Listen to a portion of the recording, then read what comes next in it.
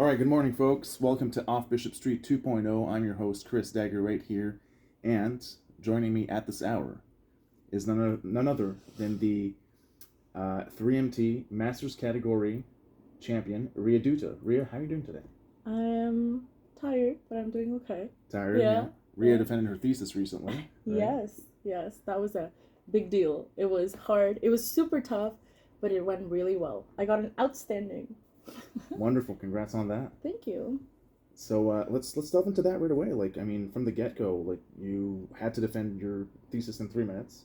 Then you really had to defend your thesis. Fast forward. Yeah, completely different experience, right. Might I add. I wish I could use my 3MT for my thesis defense, but it was much longer. It was, I had to pay a lot of attention. In 3MT, no one asks you questions, so that's really nice. But in the thesis defense, of course, you have to be prepared. It's called a defense, so it sounds so aggressive. I hate that label from the get. It sounds so great. It's like I'm in war, you right. know, and right. I don't like that. But it is what it is. Yeah, I know. From the minute that they told me, it's not a master's presentation or a master's grand ceremony or a master's defense. You have to defend an idea. How disgusting does that sound? Right? I mean, it doesn't sound bad. It just sounds so aggressive, and I think the point of it is not. I think it makes it sound like you're against the teachers. Right. It's you versus the profs. But I think the idea is more to test your scientific knowledge and your scientific thinking. Right. So yeah, and I had a paper published actually about my research, so that really helped with the defense process. So what was your paper on? It was about my thesis, okay, my paper. Yeah, it was published in a conference. Actually, I'm going to the conference in 2 weeks to present my paper in Australia. Wasn't it Virginia? No, it's Australia. Australia, wow. Yeah. Are they paying you for your flight and all that? Oh, wow, lucky you. Because that's a super expensive flight. I have friends in Australia. Yeah, and it's really long. It takes 2 days to get there. Yeah. I'm going to be so jet lagged, and then I have to go present. And it's the biggest software engineering conference in the world. So it's a big deal, It's a big deal to go there. It's a big deal to get published there. So it's been stressful. It never ends. It was the 3MT. Then the thesis defense, then now the conference. Right, it's the ball's rolling, right? Yeah, until graduation, I'm not out. Yeah. I mean that's great. I mean you're having all these different opportunities to speak, present your topic, and all that. And let's be more specific. What exactly is your topic about? Now I do know what it is, but for the viewers, just to make sure. Right. So my thesis title is Diversity Awareness in Software Engineering Participant Research. So it's sort of an interdisciplinary research because it's about software engineering and EDI. However, my degree is I'm doing a master's of applied science in software engineering. So it's a software engineering degree with an interdisciplinary aspect to it because we research diversity, equity, and inclusion within software engineering. So it's kind of very special in that sense because it's uncommon to have this, Yeah, and that's why I have 2 supervisors. They're both have each of their own expertise. That's great to have that versatility within the supervisory body. Mm-hmm. Is very important because that's what's going to happen at the PhD level. A lot of people are going to bounce from once they're done their masters, they're going to go into PhD, and that's something that's super familiar with folks in theology. We know in advance that if we want to do a PhD, number one, it's not going to be in theology; it's going to be in something related. Mm-hmm. So hence, someone would need versatility for that. But at the same time, we had a student, for example, that had an engineer or someone from engineering because he was doing something related to software engineering, but with theology and I think religion. So there was a nice blend, and he was looking at internet trends or just the algorithms of social extremist groups online. Oh. So it has that religious element to it, but at the same time it has that informatics or computer scientific element to it when it comes to algorithms and how the internet works. So we know in advance that you're having to mesh, it's normal to have to mesh folks from different fields and have them sit at one table. So you were working with, I remember you were meshing the diversity social issue mm-hmm. with obviously the more hard scientific pragmatic mm-hmm. social software engineering. Sorry. Mm-hmm. So can you tell us more about that? Yeah, sure. So my research was actually about research. So it was software engineering research. What we did was we looked at research papers within software engineering, and we looked at specifically participant studies. So any study that had participants, such as like surveys or interviews or anything like that, and we looked at these research papers and we tried to see how they reported or if they reported about their participants. So any characteristics of their participants. So when we say diversity, this is what we mean, like oh, do they say like the gender of the participants, or do they report about the occupation, or what kind of diversity do they actually report about their participants? And what we found is that most of these studies like report so we found that they do report some kind of characteristics of their participants, but there were like we had these two overarching themes about how they report this. So we determined that it was they reported mostly occupation or experience of participants in software engineering studies, which was we called professional diversity, versus social diversity, which was gender, age, race, stuff like that. And actually, when I first presented this research idea in my class, it was a class with students from everywhere, like JMSB, different departments. Right. And I presented my preliminary results. They were shocked. They were like, because I think like surveying and stuff is very like an established form there, right? Like you do a lot of surveys with people and stuff in social sciences especially. And they were like, what? You don't take gender of participants, you don't take age? Like that's like the first thing that we do, And in software engineering, we don't. And it's not necessarily bad. It's just we wanted to know why it is. And yeah, that's the study. That's what the study is about. That's what we did. And finally, we have some recommendations that software engineering researchers can use. Like we made this model that can be used to spread awareness or help researchers kind of think about what they could do to make their research more diverse or more inclusive. Right. And I think that, that's obviously a very, very important issue to have that level of awareness. And I think a lot of people were working very hard on that. And, talk about being shocked. I was very shocked the first time I heard about it in the 3MT practice sessions, because I went to all the different sessions just to like, see everyone. Yeah. Obviously scope out my competition, that's for sure. And when you presented that for the first time, I was like, my jaw dropped, because I was like, wait a minute, well, hold on a sec. How the hell, like, if we look at the specific, the concise thing that we're looking at, like let's say soap dispensers, right? And people passing their hand under a soap dispenser for the soap dispenser to squirt out soap, like it's such a mundane thing. And then I'm white, so I'm not victimized by it. But then if I were black or someone from a darker tone, skin tone, I never figured that they would have a hard time getting some goddamn soap. Yeah. Right? I mean, that issue, I used that example in my 3-minute thesis because it's very well known, like it's something that everyone can relate to or understand what a soap dispenser is because they use it every day. Right. However, they're definitely better examples. Like soap dispensers, yeah, I mean, the first time I used a soap dispenser, or when soap dispenser didn't work for me, I didn't think it was because of my skin color, and then this issue kind of went viral, I think in 2019 when someone posted a video about this. But there's like so many issues within software because of lack of diversity. Like there's lack of diversity in AI and right? And just everything that happens. It's not necessarily always like conscious, like like people don't create software necessarily to like exclude a group, but if they don't think about, okay, maybe we might be excluding a group or excluding certain groups of people, then they might like that's the first step to creating technology that is for everyone.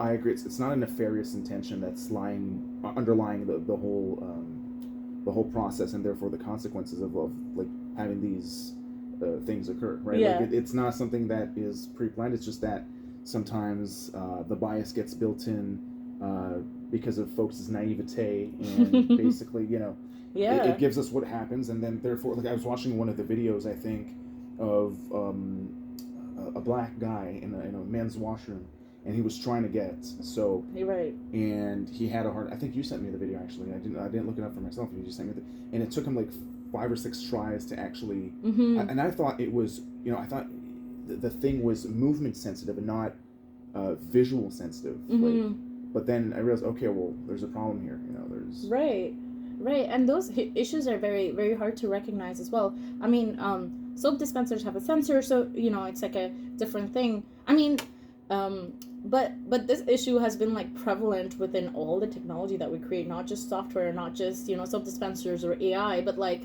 I think one of the most common examples is like seat belts.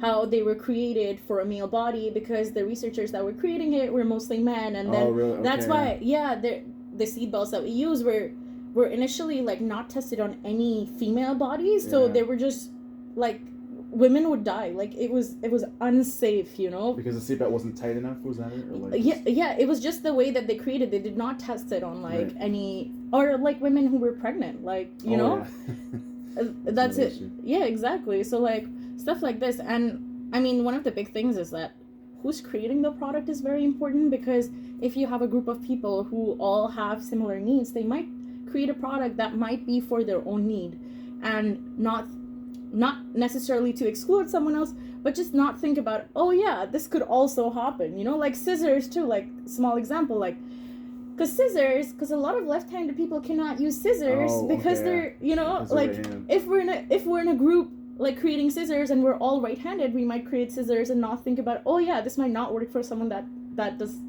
is not like us. I mean, thanks for bringing up scissors, because now I'm thinking about it and I'm like, okay, well, other than two blades attached together with a hole or two to grab, like I wouldn't be thinking about, okay, well, I just need two holes, like whichever hand I use to put my fingers in there, like it just. But then again, like if it's designed in a way to fit the hand, then therefore you'd have to. It's not just fit the hand; it's like the direction they cut in. If you like move them the other way, like they just don't cut, right? Because the blade goes one way. Yeah. So anyway, there are like a bunch of examples like this, and this is like a broader population, like okay, color or skin tone, but there's also like certain things that like are not like demographics that people might not think of, like color blindness, of like red lights. Like how are you supposed to know? So nowadays some of the lights are like shaped differently, like they have squares, circles, and triangles to make sure that people see like the different shapes instead of just like doing it by color. So little things like that. So so go ahead, sorry. No, it's okay. No, I was gonna say like, okay, so now I'm thinking, well, we have all these different technological issues, so we're developing all these different products with flaws, obviously, and unintentional flaws, like I mentioned. But then I'm starting to think, okay, well, Rio, like, what was, like, at the origin, when did that interest spark for you? Like, when you started your master's, like, when did you know, okay, well, I'm going to write my thesis about this, I'm going to have to shed light about these issues? Okay, if we go back. Yeah, thank you for that question, because actually, so after I finished my bachelor's in Concordia in software engineering, I finished in 2020, so right when COVID started, okay? I graduated, like the last day of school I left, I didn't even know I was never going to see my friends again. Right. So I finished, and I did not plan to do a master's at all. Like, it was not in my plan. I did not want to do grad school. I was so over school. Like, this is especially in engineering, like I can relate. It was 4 years. I was doing co-op. I had no time off, I took like 5 courses every semester. It was rough. And I was working part-time, and I was volunteering. It was like a whole thing. So I did not want to do it. And then one of my professors from my bachelor's, she reached out to me and she's like, hey, do you want to do a master's? And I was like, absolutely not. And then she reached out to me again. She's like, okay, what if I pay you? And I was like, all right, okay, maybe I can think about this, And then kind of from there, the process went really fast. It was COVID.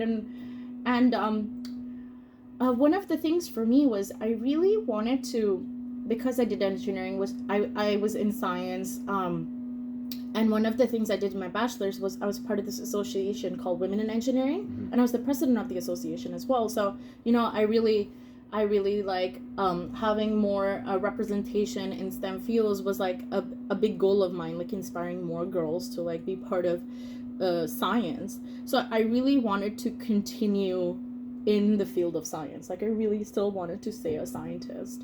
And I didn't know if I could still be in engineering while doing something that is not considered super technical, because I'm looking at social aspects of engineering. So which is innovative. It's brand new, but at the same time it's very interesting. Right, and it's very important, like we just discussed about all these issues, right?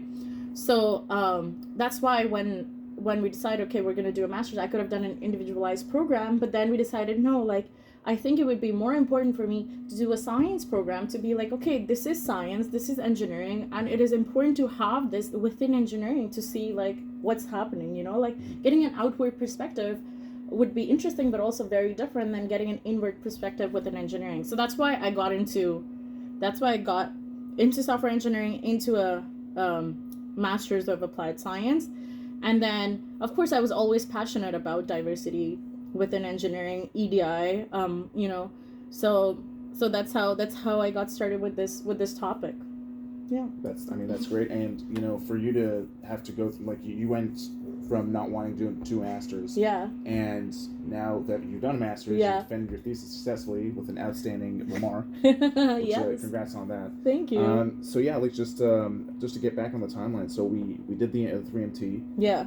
And if I can just chime in, like, being the last person to close the show, right, is freaking stressful, because like I had to sit through like 17 other people presenting, and then I'm like there just having that anxiety build up. I can imagine. I think you were the first person for the master's, and I was the last person for the master's. Yeah. I was like, okay, well, like, I better not bomb this like I did the week before, because like in the practice run I forgot a few bits and parts. It didn't show because I took long pauses, or it did show actually. And then, like, I was just glad to have it out of my system, because I was like practicing so much for a month, and I really wanted to compete well and make it, you know, the best I can. I'll be perfectly honest, I wanted to win. Yeah. And I was like even practicing like hard, just driving around, because I do tutoring and marketing on the side to make pocket money. So like in my car as I was driving around, sometimes I'd stop at a red light. I'd be practicing like, you know, vocally, like if you know, not whispering, like actually saying it. I could care less if folks were looking at me like, why the fuck's this guy like talking all by himself like that? I was just owning my craft right there, and I felt like I delivered pretty darn well, like in the presentation. You did, yeah. But let me tell you, that anxiety building up is like nothing else. Like, I've never had to wait that long for like 2 hours and be thinking, okay, I better not fuck this up. But then once it was out of my system, it was a nice little, you know, relief. Yeah, it was a nice relief, and like we had a nice rap afterwards, and it was honestly, I understand what you mean, because like, I mean, I actually don't remember when I presented. Like, I don't remember what I said. Like, my friends were like, "Oh, you were so great." I was like, it's on YouTube, so I mean, I don't remember the whole, like, just presenting. Like, the 3 minutes are completely out of my mind. I kind of blacked out. I just did what I did, and then after that, my heart was beating so fast. Even you know, Arsenio came and he's like, "Are you okay?" I was like, "Yeah, I just can't. I need to like calm down, you know." So that's why when they announced my name for like the winner, they were like, "Riya, go!" And I was like, "What? Is it me? Did they call my name?" You know. Not only that, but you won also the People's Choice Award. Yeah, that's true. Yeah. I mean, let's not like forget to give credits to the PhDs, because like all the PhDs were pretty good, and like you know, obviously the competition was a little bit more ferocious because they were like 13 and we were like 5. So and they were all pretty good. That's if you want some water afterwards. Like, it's a nice little water machine. We have a couple of water machines all over. So yeah, even the PhDs, like I spoke mostly to Aristophanes afterwards, because he did archaeology and the aspects of Montreal, like the buildings, that kind of stuff, like the artwork that comes into architecture, which is, in my opinion, one of those sciences that blends hard sciences with art. And I like those like psychology is kind of the same thing, and what you're doing now is kind of that same thing. So, you know, just on that aspect, like focusing on the arts and the sciences, we talk about the sciences, but let's talk about the social issues. Like, so we did, you know, shed lights on how, you know, scissors are right-handed, and soap dispensers are white supremacists, right? So, what other social issues really trigger your mind on a day-to-day basis? What do you think about sometimes? This is a hard question, because there are so many social issues, right? And we should all care about everything. We should care about the environment. We should care about what's happening around us. We should care about what's happening in our world, and we should care about what's happening around the world, and we should care about world peace and world hunger. And it's really hard. Like, I mean, within my thesis, I actually contribute to the UN Sustainable Development Goals, right? And I contribute to 3 Sustainable Development Goals. One of them is, of course, gender equality. The other one is innovation. And I can't remember. It's number 5, number 9, and number 10. It's like reducing inequality. Right. Well, what are those numbers stand for? What do they stand? This is UN Sustainable Development Goals. Like it's the Oh, global okay. goals. There are like 17 global goals that we want to reach or to like a certain extent by 2030, I think. And Oh, okay. you should look them up. They're very Yeah. important. They're very important goals. I don't know. I'm not very familiar, but like, I know what UN is. Like we back in high school, we had the Simonu. Simonu. It's like It's like Model UN. yeah, Model UN. There you go. Okay. So we had that in high school. I went to French high school. I'm from Toronto. My first language is English. But you went to a French high school? yeah, I grew up like a French high school, French stage up. Then I went back to university here, and Okay. like I dipped. So in is your both French like? Yeah, my French is Québécois. Okay. It's very French Canadian, Okay. like typical Montreal, Laval, outskirts, French Canadian. But I grew up in, I was born in Toronto, so my first language is English, which kind of propelled me to, come back to my roots and like do my studies in English. That's a after good thing because then you're fluent. Yeah, for both languages. Yeah. Like I can skate well in both. So we had Simonu Okay. back in high school. I never participated because I didn't really have time. I played football back then, and but for those that did the Simonu, they would go to New York where the United Nations are, and they would like do the whole thing in a simulated fashion, which is kind of cute. Did you ever do that? Actually, I am originally Indian. I came here in Sec 5, so the last year of high school. I went to Westmount High, and there they did do Model UN, where you had to go to a CEGEP, and then Right. you would do you were a country, and then you would defend your country or whatever. Actually did not want to do Model UN, but my teacher forced me to do Model UN. I'm glad I did. It was amazing. I actually moved here because my dad was posted here as part of a UN organization. Oh, I see. Okay. Yeah, so there's only like one UN headquarters in Montreal. I think one in Canada actually. It's ICAO, the International Civil Aviation Organization. Mm-hmm. So he was there, and that's why I came here. And then my parents left, and they just left me here. So now I'm here. You got left behind. yeah, basically. I actually did it in CEGEP as well. It was part of the Model UN, and I was actually a chair of the committee. So then I ran the committee. So it's fun. Yeah, I wish. And honestly, one day I would like to work in the UN. Seems fun, Yeah, it seems hard to get to. Yes, but, absolutely. Especially like starting your career. Yeah. I think it would be much more approachable if you go after you have some experience. But yeah. I mean that sounds like a nice career ambition, and it's like a lot of folks that are in the hard sciences and the engineering, like they would dream about going to NASA. You're right. Work there, like the big engineering companies. I can't really think about any engineering companies like in the States like or abroad. Google. Yeah, like Google, Apple, Amazon, right? Amazon, Meta, yeah. All these big big tech Silicon Valley companies. Because I've been to Cali twice. I wouldn't live in Cali. I like Cali, but the weather seems nice. The weather's amazing in Cali. I don't understand people who when I moved to Canada, I thought because people experience winter all their life, they would love winter. Yeah. And it was just so surprising to me that people also here hate winter. Absolutely. Even though they're like born in it, Yeah, the human body kind of adapts, but to a certain extent. Like, having grown up here my whole life, it's winter is still rough, but it's rougher on immigrants or people that are new to the country. So it's just. I actually saw my first snowfall when I moved here, so that was beautiful. I was like. For 2 weeks, everyone was like, wait 2 weeks, like, it's gonna be nice, and then it's gonna suck, and... Then you're gonna start hating it for the rest of your life.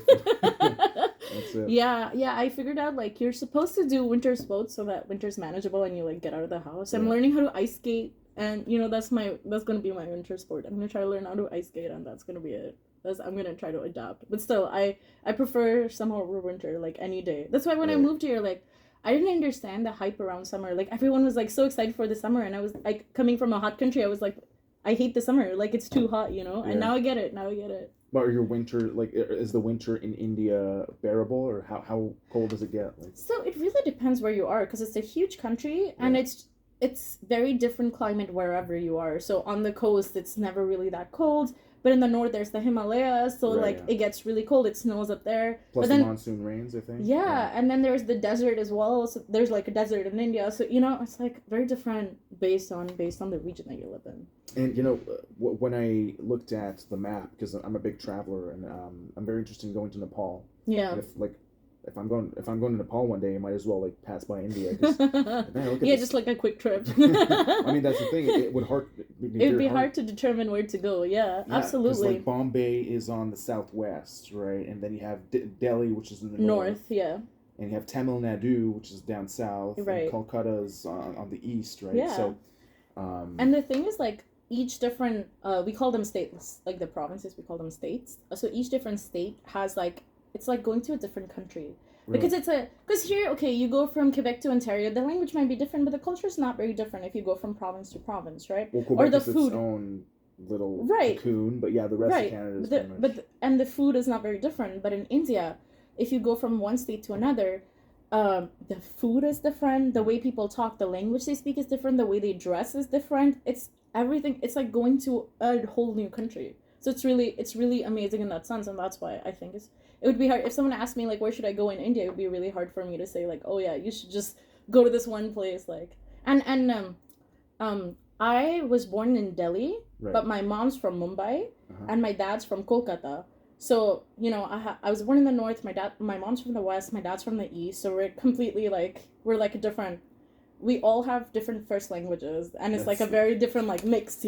Wow, that's amazing. Like, and I've heard about India being the most multicultural country in and of itself, like the most because so many different religions and languages that are spoken, that kind of thing. So I mean, in Canada, like you said, you go from Ontario all the way to BC, it's all English. Right. Here you have that like divide between French and but apart from the French and English, it's not much different, Right. I mean, it's just different types of North American people. Even like Canada and the States, we have so much in common. Like, of course. It's not like we're different at all. We're like cousins with our southern neighbors. But yeah, I mean, in India, you go to even like the people, even people look different. Like they don't seem to be, from a racial point of view. Like, so yeah, you go down south, people have different skin tones. You go up north, or different colors. So, and again, that kind of ties into like your project involving a soap dispenser, which is great. And yeah, so when I had Parush on, we were talking about like the different areas in India, and I think she's also from Delhi. Okay. Yeah, I think that's what she told me. She's from. Well, I think you guys call it Delhi. Is it New Delhi or Delhi? It's New Delhi. Yeah. New Delhi. Okay. Yeah. Is there an old Delhi somewhere? Yeah, there is actually. Okay. Yeah. Where's that?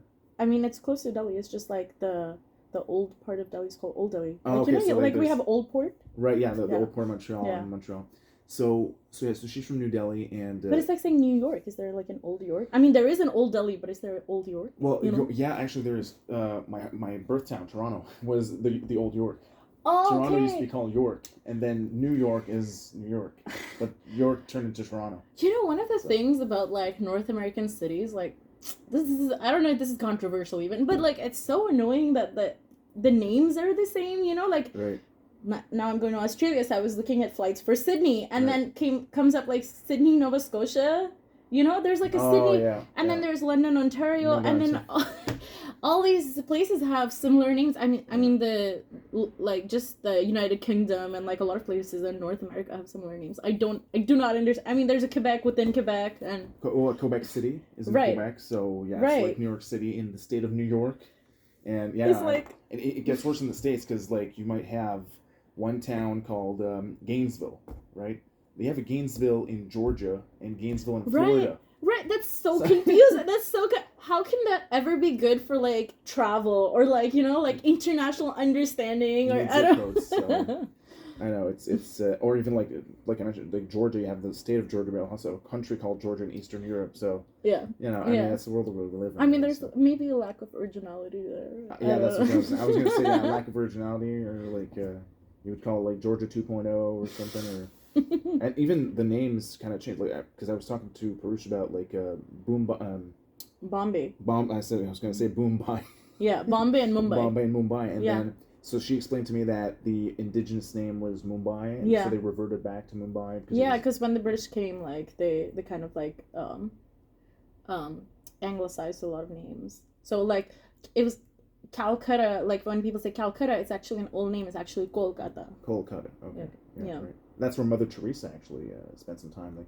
She spent a lot of time in Kolkata. Yeah. Right. Yeah, I heard about. She's an Albanian nun who passed away a couple of years ago, and she's like world renowned. Like everybody on the planet, or almost everybody knows about Mother Teresa because of her impact. and she worked a lot with at Calcutta. I'm not too sure what kind of work she did there, and though she helped the poor and the sick and that kind of thing. And that's kind of how I knew Calcutta. And then I looked at it. Okay, well, it's in the eastern part, Right. and we have a student actually who is, I think he's from Tamil Nadu, and he's a Catholic priest actually, and he's studying theology here at Vancouver. He's doing his PhD in an individualized program. And you get to mix these different fields, and yeah, we talked a lot about like Tamil Nadu, and just that part of the area, and like I'd be willing one day to like perhaps go on a missionary trip with him. A missionary trip, yeah, or something, just for 2 weeks or so, just to like feel the country and all that. So yeah, I mean, just like speaking about religion, it's very different. Like, my parents are Hindu, right. And I actually went to a Catholic school for most of my life for like 12 years before I came here. I was in an all-girls Catholic school, and when I came here, I went to Westmount High, which is, not a religious school, and so it was like, I think the way like religion is treated here, I find, is very different than it is treated in India. Of course, there's like always problems everywhere, right, regarding religion, but like, how, like in India, last week was Eid. The yeah, the Ramadan. the end of culmination. Ramadan is Eid, which is like a big Muslim festival. But there was like no day off or anything. We don't have any day off here. In India, we get a day off for like all the different religious festivals. It's not just Hindu religious festivals or Christian religious festivals. It's like all of them. So I found that very surprising here when I couldn't find that. And I saw last year actually New York started having a day off for Diwali, like the first time that Really? they did that. Yeah. And that's Like a really holiday. cool. Yeah, Yeah, like yeah. a holiday for Diwali, and that's really cool and it makes sense, right? Because there is a huge Indian population there. So it feels like a sense of belonging that my culture is recognized here. That's very interesting because then I mean, to play devil's advocate, like, okay, well, if there are so many religions in the world and some places are super multicultural, like, do we take the whole year off for like every single day? That's right. That's the big thing. But like, what does that mean in terms of recognition? Okay, we shouldn't take the whole year off, right? So let's go with that. But then should we only have the year off for Christmas and Easter and all these Christian Catholic holidays? Right. Like, why is that? Well, it's something to ponder about, to see like, okay, well, since we're evolving in a newer age where like immigration is so far widespread, and you have all these people, like it's getting really mixed around, and but when we had Parush again on, like, we're talking about how the invention of airplanes and the technology behind airplanes and the accessibility to flights really made open the tides for immigration to happen. And I think it's super interesting because, like, let's say in Montreal, it's the most competitive city when it comes to the restaurant business. Like, it's very competitive in the world. Like, it's the most competitive. Oh, really? City. I didn't know that. It's very, very hard to compete in the restoration business and then the restaurant business. So that is indicative of how immigration has influenced just basically the landscape, right? Having all these different cultures, which do imply different religions, different customs, and all that kind of thing. Especially in Canada, I'm from Toronto, the most multicultural city probably in Canada. So yeah, that's a very important question to ask. Like, how do we accommodate everybody? And we were talking about this with Persian. Like, she's Sikh. Right? She comes from a Sikh family. So, and I told her, like, in Quebec, the first accommodation was for the Sikh people because they allowed the Sikh people to wear the turban in public, which before that, obviously, from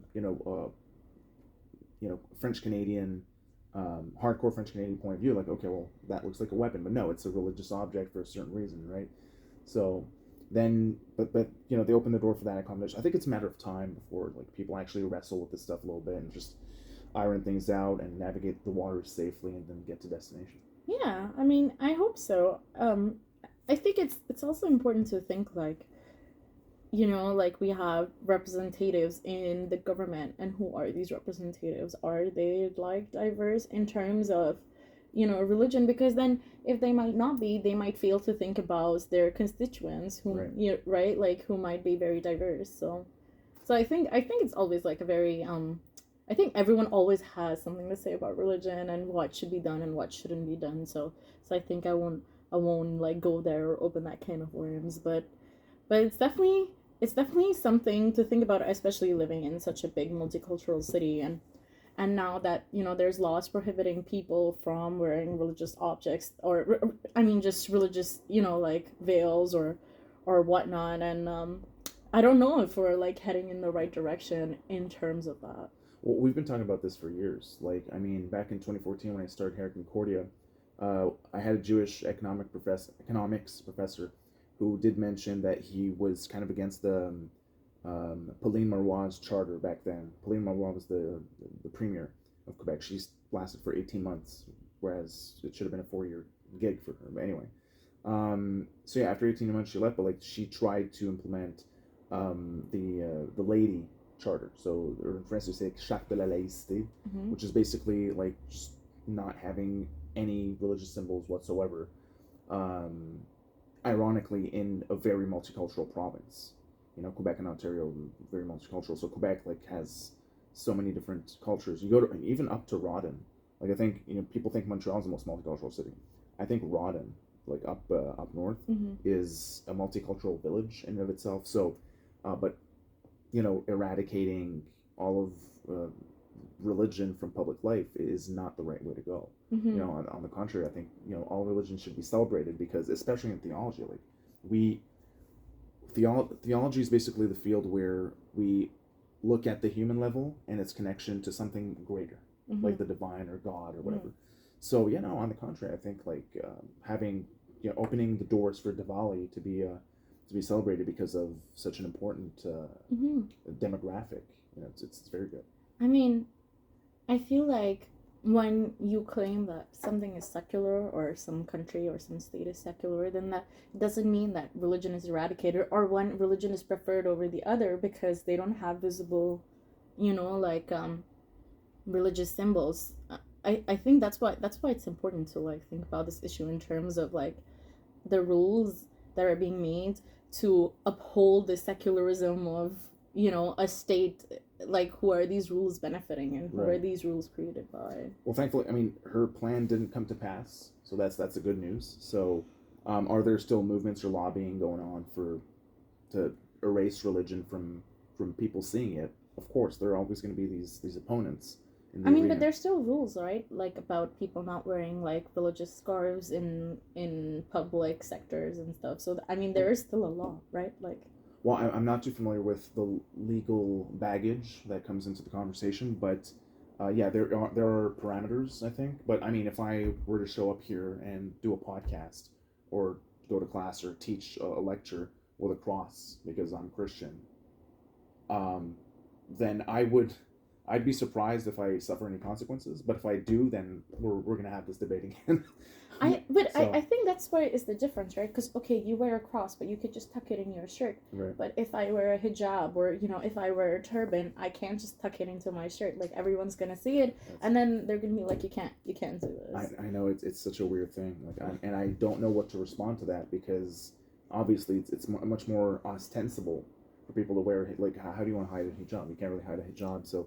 But I've one of my physical therapists, because I do rehab for my shoulder. One of them's I think she's either Tunisian or Algerian. I can't really recall which country. She wears her hijab and nobody's complaining against it. So it depends on where you go. Like some hospitals and public places are more open to it, I guess. I think they don't allow it in public sectors. Like, teachers are not allowed to wear it. But then like that just means that like kids are not going to like grow up seeing this diversity and accepting it as it is. Like. It's just sad. It's just sad to think about. I know, like it's something to really think about, because like it's, but I think I'm optimistic. I'm an optimist by nature. I'm a grinder and I'm a worker and a forward thinker. So like it's I wouldn't be disappointed or neurotic about it. Like I think we're gonna get to the end that we want. Yeah. In the end. So that's just my mindset about it. And like look, my physical therapist wearing a hijab, I never complained. Like, she can wear whatever and like practice religion. I'm totally fine with that. Yeah, and I think religion is a beautiful thing. And you mentioned you're Hindu, right? So let's talk Hinduism. I mean, I don't practice as much, or I'm not extremely religious. But there's an interesting thing to say about Hinduism, and you should fact check everything I say, of course. Sure. But I don't believe Hinduism was like a religion. It was like a made up religion by colonization. Because in India, there were, because there's so many gods, right? Everyone Right, knows, yeah. oh, Hinduism, so many gods, but they don't know like where this comes from or what this really means. In India, like I said before, every state has like a different culture completely, not just, oh, we have this one food. No, it's a different culture, it's a different language, the way people live is different. And people had certain gods that they followed within these cultures. Like I said, my parents are from different places, so they Right. have different gods that they, like pray to more. And then they have different festivals that come with it because, like, in Christianity, there's Christmas, and everyone who's Christian, if you're Catholic, Protestant, you have Christmas, right? That's right. But in Hinduism, different gods have different festivals. Like there's Ganesh, and then there's the birthday of Ganesh, so that's a different festival. There's Durga, which is from Kolkata, so there's like her festival, and there's like a lot of mythology and stories behind it. So it was not really a religion; it was just a way of life that people were living. And then the British, to kind of like oppose this whole like or like to spread, Christianity in there, they made it one religion so that people can oppose this one religion. That's super interesting. Yeah, I so didn't know that. Yeah, so yeah, I think it's very important to consider, and how like colonization affects history, and the the way we see things, like. And also like something to say about Hinduism, like, every religion kind of has a book. Like there's the Bible, there's, like, the Quran and there's the Islam. Quran, and then so there's all these books, but Hinduism doesn't really have a book. There's no like books that you follow. There's no book that is like, this is one book and this is the rules where we're gonna follow that are from this book. There are stories.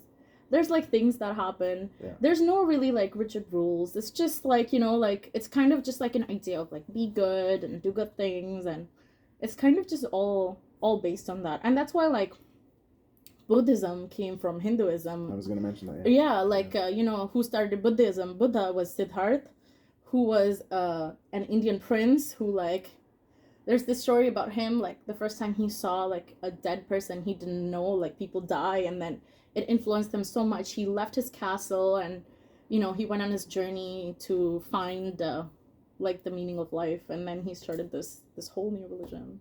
Which is amazing because like I was in Thailand this past summer of 2022, and 95% of Thailand is Buddhist, right? So, and I went there more from an exploratory angle, just to look at the the practice of Buddhism, and at the same time the big Buddha, and why a lot of tourists go there, and the meditative aspect of it, and I see all these different temples. I visited a whole plethora of different temples, and each one of those temples has their own setup and representation of Buddha, and the level of piety of these people was so amazing, just to see like how faithful they were, and how especially the monks, so many monks that you can see walking around in the streets wearing those orange clothes on them, Right. and to see like they're young, and they're very fervent in their faith. And nowadays, like here in Montreal, which has a Catholic past, like I don't see too many priests. I don't see too many monks or monasteries in the middle of the city, contrary to like Bangkok or Chiang Mai, where I was. And yeah, like to see like the fact that people are looking for a divinity, looking for something more. And that's something that really fascinated me. And likewise in Hinduism, I actually now that I remember, back in 2017, I was in Toronto for with my friends for some odd reasons, and we went to a Hindu temple in Mississauga. Yeah, that's the biggest. I think I went to that last year for the first time. I think it's the nicest Hindu temple in Canada, because I don't know, they have like this little like Indo-Canadian museum in there in the temple. It's possible. And I read the history of the temple, and they actually, like, because each piece is carved, like it's marble and it's carved, and they have wood that's carved, so they carved it and they imported each piece from India to assemble it here. Like they didn't get the craftsmanship done here. Right. So I think it's like the temple that's closest to what most Indian architecture would look like, because other temples here are just like buildings. They're not like real temples, they're not like as built, keeping that in mind. Oh, the whole architecture and the setup, and so we're talking about the one in Mississauga. Yeah, Right. yeah. It's like a huge, like, it's white. It's Yeah. like huge. Yeah, It's like really big, and and it's beautiful. And it was on a street called Delhi. Was it? Oh, okay. Yeah, I so didn't the notice street, that. Oh, the really? street in the song was called Delhi as well. Yeah. So it's very represent. So yeah, and we went But inside. see, that's not. I don't know like how to define that either, because the people that made that temple are not followers of a god, but followers of a person, and that's like a completely different thing. And like I'm not knowledgeable enough about religion or even Hinduism just to like comment on that. But it's like they are Hindu, but like they're not following a god. It's like a person, and it's And like who's that person? it's a swami, and uh, like I, I don't know. I don't know if he's alive. Like it's a person who's alive. I'm sure if you go to like I think the temple is called Baps, and then if you go to their website, like they'll show you, and they have like a religious following around the world. So those people that are followers of that person, they like contribute to like building stuff like that. So they have like followers in India. They have followers like everywhere in the world. They have like a whole network. And how does service go? Like in Hindu services, is there like some sort of priest or something that leads Oh, the service? service like Yeah. like Like huh like Catholic mass. yeah Yeah. yeah that's it. So see, like I told you, like Hinduism is really hard. Like religion is not a religion, right? So it depends on what the festival is or Right. who the so usually the prayer that we do is called puja, okay? Puja, okay. In Hindi, in English is called veneration. I think that's the translation. Right. So you do puja. So you just kind of pray, and it's not like there's also like times where you do arti, which is where you like sing kind of like songs, and then you like you just it depends where you are from. You could do it very differently. There's no like Yeah. one answer to this. It's never like one person. It's never like the priest talks and then you just like listen, but it's just I don't know, whatever you want to do kind of thing. It's very special, and I did go to the MFSC. I think it was early this winter, Multi Faith and Spirituality Center, where they had like all these different people from different faiths, partake in conversations, to see like to cultivate a sense of unity, which was very cool. And I've never been since because I was super busy this semester, and one of the religion professors who was a white lady, and she we talked about we went back and forth on different things. She was the first one to explain to me that like within a family cocoon, the mother, father, son, and daughter, they might all have different perspectives on what we call the Hindu religion, and she kind of echoes the same things that you mentioned, that Hinduism is not one body or one uniform religion, like for example in Christianity or Islam. Like it's more of a and you can correct me on this, like a lifestyle or like a philosophy, like kind of like in Buddhism, where and she was mentioning that each member of the family would practice Hinduism, quote unquote, in their own way, and still live in sort of in the same not silo, but in the same unit, right? So I'm guessing that you experienced that as well. But then you mentioned that you also went to Catholic school in India? Yeah, I did. Okay, how That's was that actually experience? very common. I mean, it was fine. I know all the prayers. Actually, my ex-boyfriend was Catholic, and he didn't know the prayers, and I know all the prayers because I've just been doing them for 12 years of my life. Right. Before starting school, during lunch, after school, like you'd say all the prayers. I know all of them.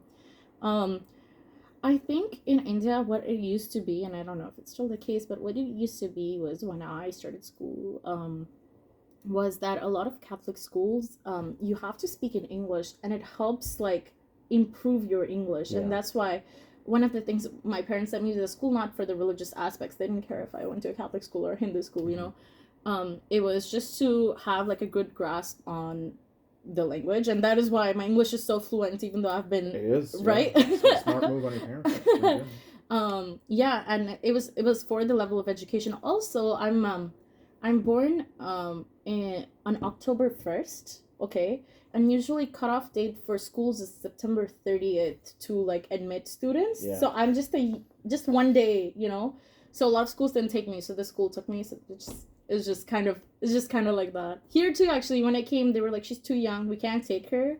And then they saw my grades and they were like, you know what, it's fine, we'll take her. Well, no, I went through a similar experience because I'm born on October 11th, and I started. Fellow Libra.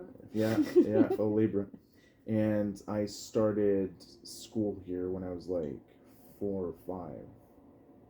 Like I mean, I skipped a year, not really because Did I skip a year? Or no, I think I just started early. I'm Mm-hmm. trying to remember. So I started early, but I started super young, which means that I got out of CEGEP. No, sorry, I went into CEGEP at 16. Usually, you go into CEGEP at 17 from high school, from Sec 5. Okay. Yeah, so I finished Sec 5 at 16. And Mm-hmm. I started CEGEP at 16. So it's advantageous when you think about it, because like if you're going to pursue higher education, that feeling of finishing earlier is such a good feeling to know that you're just to feel ahead. I mean, yeah, actually, so there's this like culture where like parents want to like put their kids early because they want. I mean, in India at least, there's this culture where parents want their kids to finish so that they can like continue and then like not lose too much time. But research actually shows that if you're oldest in your class versus your youngest, it's better because then you understand more and That's then true. you like Yeah. do better in your class. So I don't know. I mean, I'm 25 now and I finished my master's. I finished my bachelor's in engineering, which was 4 years, right? For with co-op, Mm-hmm. and I was 22. So that was Wow. pretty good. But now I'm like for my master's, I took 3 years. I could have done it in 2 years, and after 2 years, I was like, I need to finish. I was telling my supervisor like I'm super worried, and then my supervisor told me like, you're never gonna get this time back in your life. Like, you should enjoy it, and I'm glad that I did, because if I didn't do 3 years, I would have probably not published my paper. I would have probably not won the Right. 3MT. Yeah. I would have not been going to Australia. And you wouldn't have that silver lining, Just, Yeah, I mean, the 2 years would have just been online too, so I would have not made connections. Like, I would not met you. Right, So right. And you're 25. Yes, I'm 25. Right, so we're about in the same ballpark. I'm 28. I turned 28 this year. Mm-hmm. So but I finished my bachelor's at 23. So I had a very bad year my last year, so I had to like repeat it. Mm-hmm. But then I finished my bachelor's in biochem, and then I was just skipping around, just work employment. So I had like 2 years of sales experience like on top of that. And then I was like taking all these different certificates, like wanting to learn a little bit of creative writing, marketing, management, on my way to an MBA, which didn't open the doors. And then I started my master's when I was 26. Mm-hmm. Now I'm 28, so I'm almost done there. But yeah, I know, like, that's the thing. Like in your 20s, I would contradict your supervisor by saying like, no, like the 20s. If you build if you invest in yourself as much as you can in your 20s, that's the smartest move you can do, because the ripple effect's gonna be so good. Like a couple of decades from that's what I'm expecting. Obviously, we shouldn't put too high of a bar, but like when you invest in yourself in your 20s and you're serious, compared to like just slacking off and not doing anything. Like, I mean, your 30s can be your 20s, right? So yeah, I mean, it's a hard balance to do, right? Because it's not about slacking off, but it's about your life going by. If these years that I'm like like I can be active, I can afford to like learn ice skating and not like break all my body, Right. I don't even know how to ski. I've been Canadian my whole life, right? Like just... Yeah. Oh my god! And you see those like 4-year-olds just like going down so effortlessly. But like this is what I like. My parents were also like, like you need to finish and you have to get a job, or right. I was like, oh, what if I do a PhD? They're like, no, get a job. You need to get a job. And they were like, you already took so much time. And I'm like, so much time for what? Like, what's the timeline? Like, who's deciding this? Like, is it society? So like, you've been through a lot of parental pressure, with education. No, my parents are pretty supportive. Like, even for my master's, like, I mean, I wouldn't have done it because it was going to be very expensive for me. I'm an international student, so I told my teacher I couldn't afford it, and she like came up with a solution, which is very helpful, and a lot of people don't get that opportunity.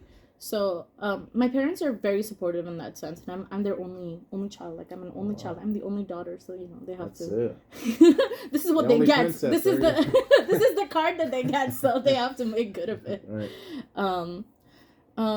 But no, it's just I think like overall, like now too, I finished my master's, but like I finished and everyone's like, oh, do you feel relieved? Like, should we call you Master Riya or Master Dutta now? Like, are you ready? No, it's a weird situation, because like now you're open to a landscape. Like, okay, now what do I do? Like, that's the... Yeah, I mean the goal is to find a job, but like I don't want to do that in the summer. Like, I'm going to Australia, and then the convocation is in June. My parents are coming. So my parents are coming. I'm going to take another trip with them. I'm also doing like the 3MT finals. Actually, one of them is Right. this Friday, so I have Mhm. to like I forgot my speech. I have to like remember it. Mhm. So a lot of little things happening. So I want to live this summer because I don't think I'm gonna get another whole summer off once I start working. You know what I mean? So I have to like live my life, and I don't think it's slacking off. I think it's investing in myself Yeah. in terms of like, okay, like if I don't live this time, sure, I'll have like 2 more months of work, and like, okay, if I can afford to do it, I will just like enjoy this time and like live the experiences that I have. And I can relate with the, especially on the traveling end, because like in summer of 2021 I did a lot of traveling. Like I was all over Europe. Okay. Yeah, like I went there twice actually, once in July and once in August, because I knew that I was going to get into a master's degree, and I wanted to just have that moment for myself. Could you travel in the summer? I thought that was still during COVID, right? We had to travel with COVID restrictions, so like some places I could, some places I couldn't. Europe was open for most of it, I would say, like or half of it, I would say. Obviously, Russia was closed, so because Russia was one of the last countries that actually opened. So like I was hopping around from like the Vatican and Italy and Spain with my mom. That was the first time, and then I went back on my own for 3 weeks in the month of August. So I went back to Spain and Portugal.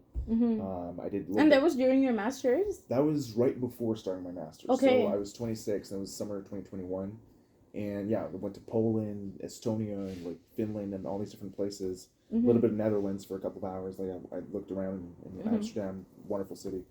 But then I came back to Canada like maybe a day or two before starting my master's. So that was pretty tight. But it really allowed me to see like different cultures, different languages, ways of doing things, and that kind of thing. And it was just a nice exploration of obviously Europe is not too far away of a culture from Canada. I was totally culture shocked when I went to Thailand last year. That was like, okay, I'm not in Kansas anymore. It's a different thing, different beast. But yeah, I mean, if I ever go, or when I ever go to India, that's probably gonna be an interesting. Definitely. I mean, I was actually talking to someone about this a couple of days ago. It was my boyfriend's mom, who's from Longai, and she's lived like all her life there, right? Right. And we were talking. She was telling me like how she grew up poor, and like we were looking at her old pictures, and I was also telling her how my parents grew up really poor, like really poor, and we were just comparing, like in my mind, like the standard is so much different here versus there. Like here, if you're poor, you still have a house, you still have right. like there, if you're poor, you don't have like things to eat, like you have to like go like it's a completely different thing. That's why I think like, I mean, it really helps. Traveling is hard, especially like a lot of people don't know that I realized is that to go to places you actually need visas. Right. A lot of like people here are very lucky because they have a Canadian passport, so they can just travel places. Like now I'm going to Australia. For you to go to Australia, you just go to Australia. Right. You could just go to Europe. For me, I have to I have to like think way in advance to see like, okay, do I have the visa? Like how much does a visa cost? And then can I get back into the country that I currently was? And like how much does that visa cost? It's like a so it's different levels of privilege based on where you were born, which is like, I don't know, this also like completely shocks me, like how are you, like how can it kind of feels like discrimination based on like somewhere that you were born, like how is person born here more desirable than person born there, even though person born there could have like could be more like, could even have like a criminal past, but like that's okay, you were just born in the right country. I don't know, like that is an international question. Right. And it's very political. Like it's just like, okay, well, I mean, some for political reasons, depending on international relations, like some countries may not accept people from that country or vice versa. Right. Obviously that's sad, and I'm against that. Ideally any passport should be accessible anywhere, but that's a utopia that we're thinking about. But there may be like political reasons that we don't know of that justify the different reasons. Like I don't know. Let's look. But it's not even like not allowed. Like you're allowed to go to places, but you have to get a visa, so it's expensive. So it like limits the people that can go to a certain country based on like like if you have the money to get a visa is expensive. Like going to Australia, it's costing me $150 just for the visa, right? And that's expensive. Like I cannot go like past this. Like this is my one trip, and that's it. Like. But is it for you're going for 3MT? No, not to Australia. For Oh. my paper, I'm going to Oh, Australia. sorry. Okay, yeah. But I No. mean, even like the committee or the folks that are behind your paper, like, can't they cover the cost?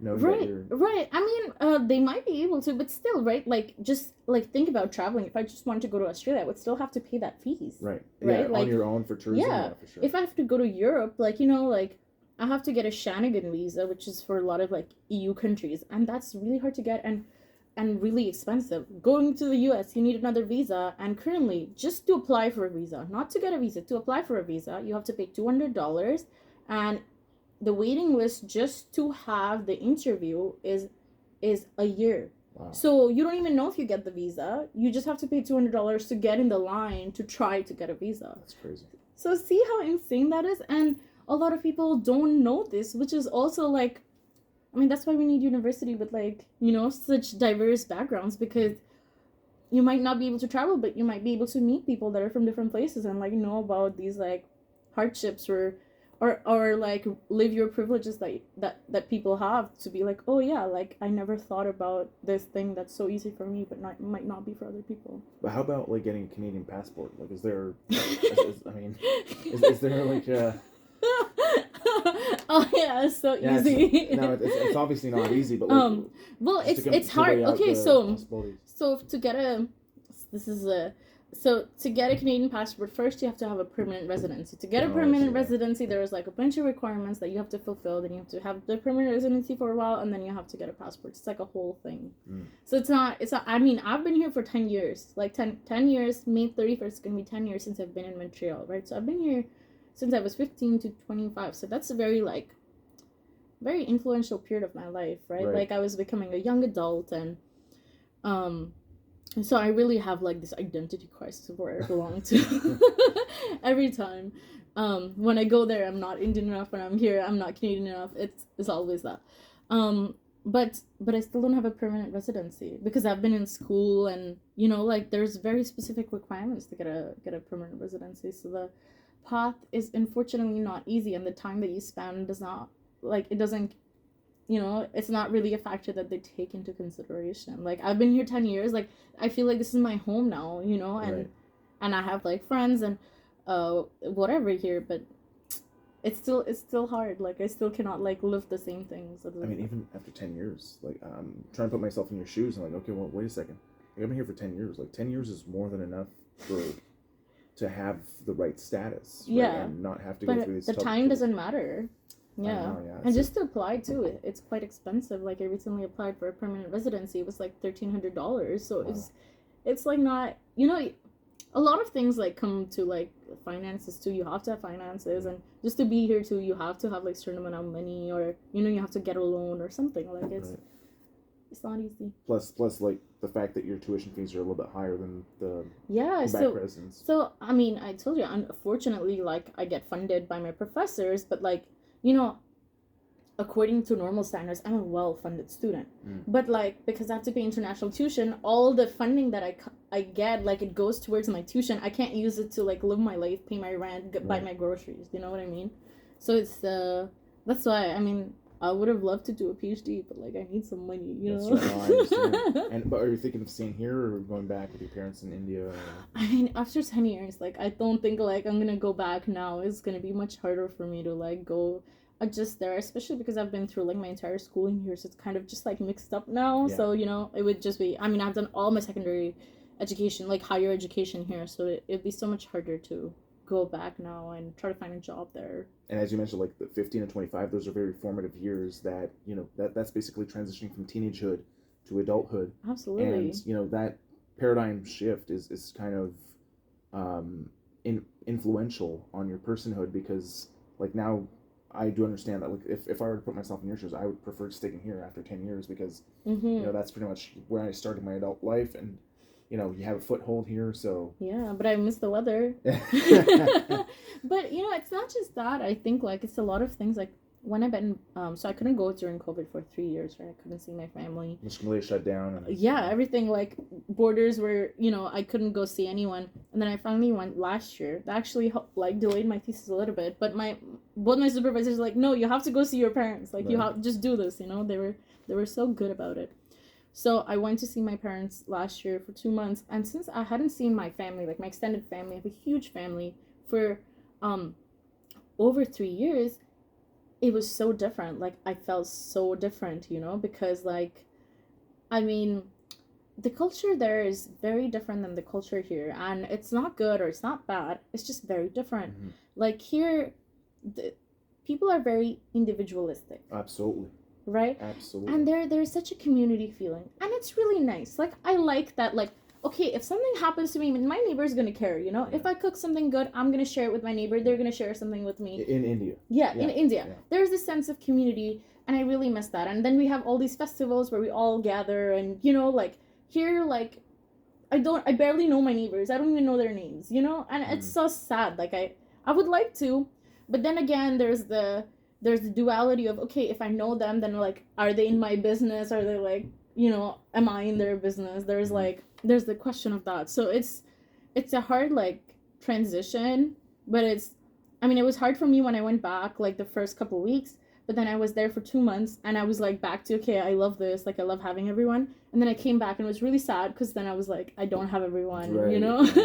Yeah. So my friends, it was really nice because all my friends came over. They gave me like a surprise party, which is nice. But then again, like it's like lonely sometimes. You know what I mean? No, I do. And the thing is, like sometimes, I know that I am quite individualistic, despite the fact that I herald the communitaristic or the collectivistic approach, and I respect it more than the individualism because, individualism kind of equates with selfishness to a certain extent, or in a solipsistic mindset. Like it's just, it's not the most favorable mentality to have, but unfortunately, it's so ingrained in North American culture because when I look at history, for instance, all the colonizers that came here brought that mindset, and they were coming to profiteer off of the land.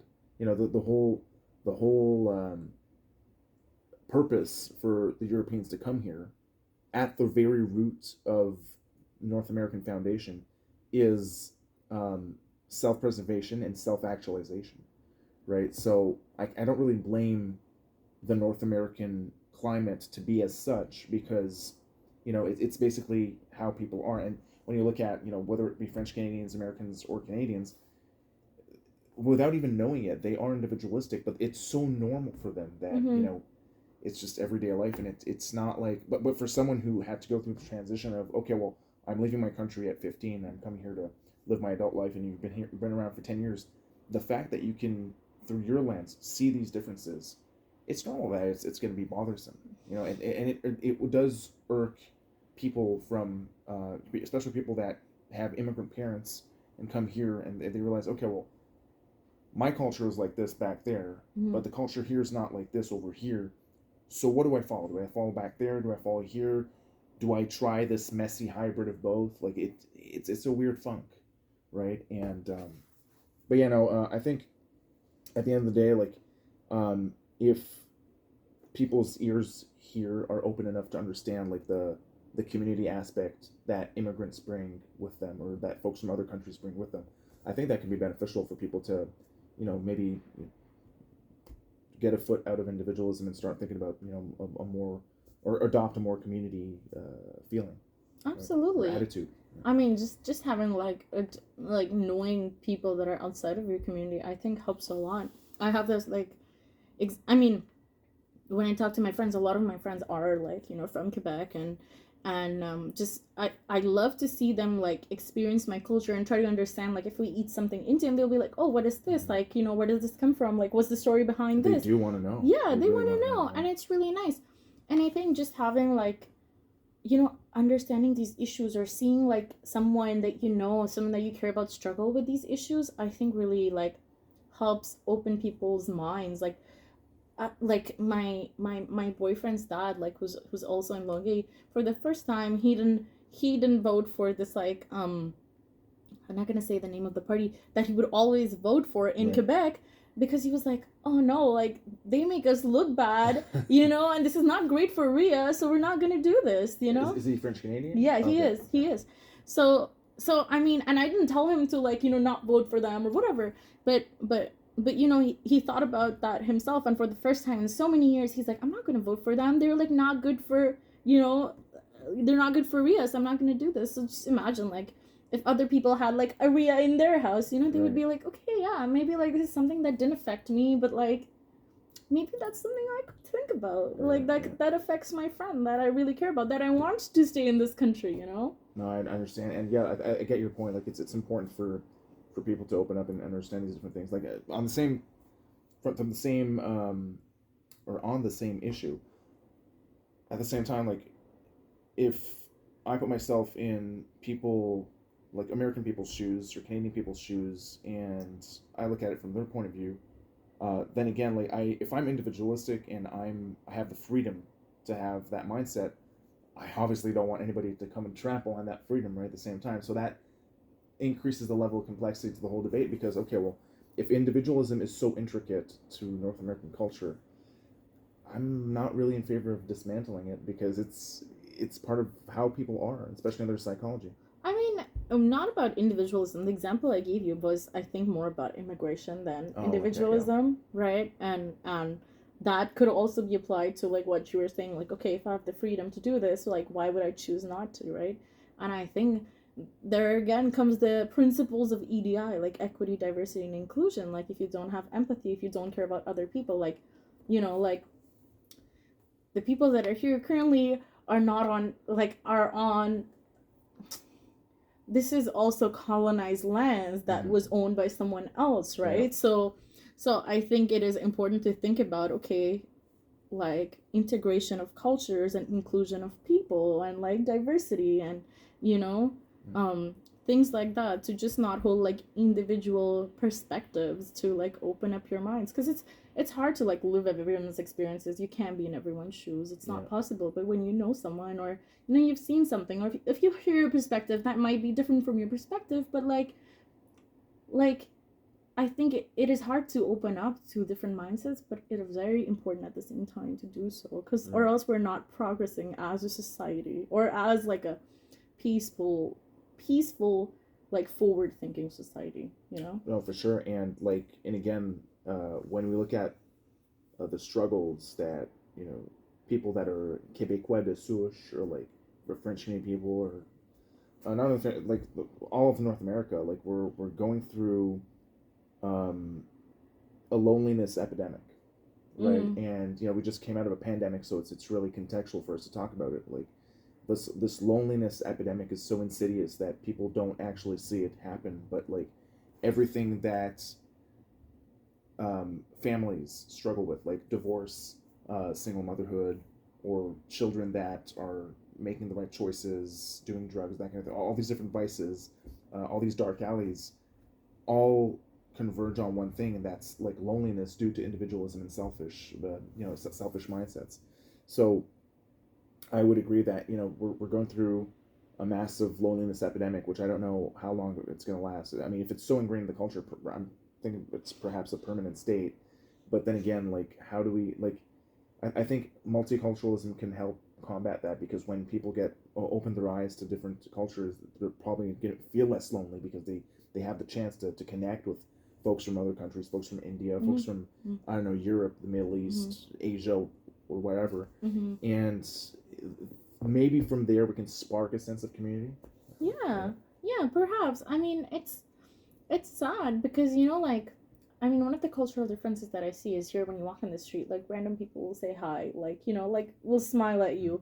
People don't do that back home. That's uncommon. If someone smiles at you, you'll think like, what are you smiling? Oh, in India? Yeah, in India. I would have thought the opposite. Like the fact that people are more community oriented in India. Yeah, I would think that smiling at someone would be. Yeah, but listen, that's the thing, because like here people are like smiling at you, but they don't care about you. You know, the first thing when I came here was everyone would ask you like, "Hi, how are you?" That's the first thing, right? I do the same thing now, but I would hate that question because they don't actually want to know how I am. Like, how you're feeling. Like, they don't. Very good question. You're always supposed to say, "I'm doing well. How are you?" or "Fine, thank you." You don't go beyond like, but they're like.